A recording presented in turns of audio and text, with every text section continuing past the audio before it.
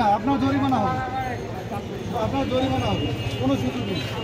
আজকে জাস্ট হচ্ছে যে এদেরকে জানাই দিচ্ছে রাস্তায় কোনো চুল থাকলে তার এই যে কৌশল করে কোনো লাভ নাই।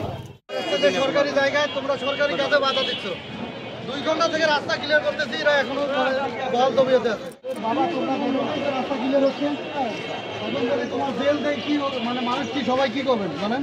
অন্যায় হচ্ছে, তুমি তো রাষ্ট্রীয় কাজে নিষেধ দিচ্ছ, বাধা দিচ্ছ, মানুষ বিশ্বাস নিতে পারতেছে না এই রাস্তায়। স্যার ইনি আমাদের চারটা জায়গা না, চারটা একটা একশো 3টা আউট করে দিচ্ছে। সেই ফুটি কই পাল্লা কই তাড়াতাড়ি বলে তাড়াতাড়ি নিয়ে সরে গেল, ওই পাল্লাটা নিয়ে আসে। 300 গ্রাম কম হবে স্যার। দোকান ভিতরে করেন তাই করেন, রাস্তায় কোনো দোকান দেওয়া যাবে না। আপনার মানে কোনো কথা নাই, এই যে রাস্তায় সাধারণ জনগণ হাঁটতে পারবে না, এরকম কোনো রাস্তা বন্ধ করবেন না, কোনো সুবিধা হয় না, কোনো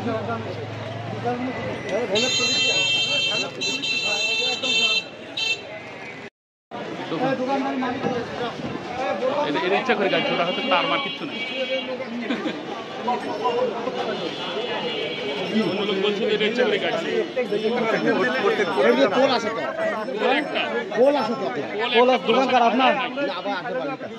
পোল আছে, এটা দিতে কে অনুমতি দিয়েছে? এখনই দিতে হবে, কোনো কথা নেই, এখনই ছড়াই দিতে হবে, এখনই আধা ঘন্টা আগে বলে গেছি। মানে এটা কৌশল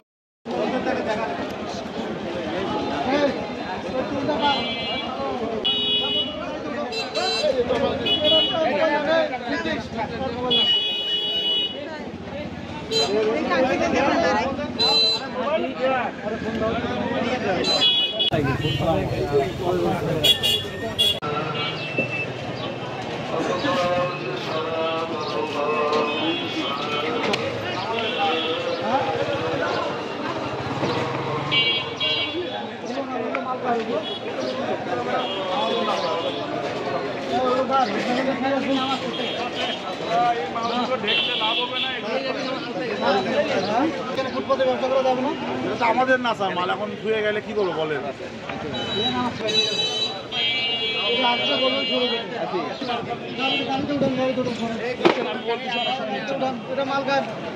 মাল নিয়ে যান, আপনি মাল নিয়ে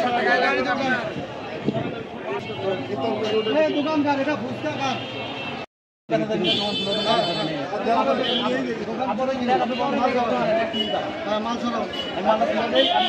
রাস্তায় সবাইকে উঠায় না। তোমার তরমুজ কেনা কত? এই কেনা কত? 4500 টাকা। বিক্রি কত তো কেজি কত বলো? কেজি কত বিক্রি কত? হ্যালো, আর এটা আমি এখানে কেজি বিক্রি করছি 55 টাকা কেজি। 55 টাকা কেজি, কেনা কত? 1800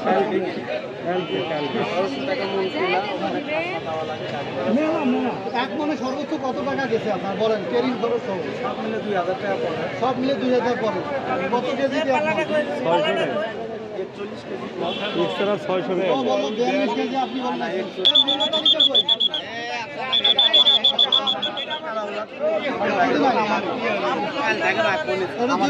মূল্য তালিকা কই?